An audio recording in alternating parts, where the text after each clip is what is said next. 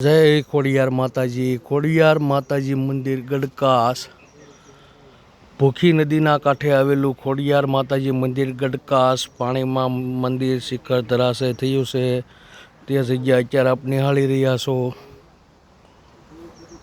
ખોડિયાર માતાજીનું સ્થાનક, જે જૂનું સ્થાનક હતું તે એમનેમ છે, બાકીનું બધું ધરાશય થઈ ગયું છે. અને આ ભૂખી નદી છે. ભૂખી નદીમાં બહુ ભયજનક સપાટી આવી હતી. અત્યારે પાણી થોડું થોડું ચાલ્યું જાય છે અને મંદિરનું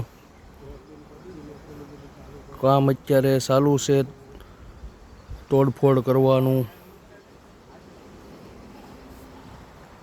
આ દેખાય છે ત્યાં સુધી પાણી સડી ગયું હતું.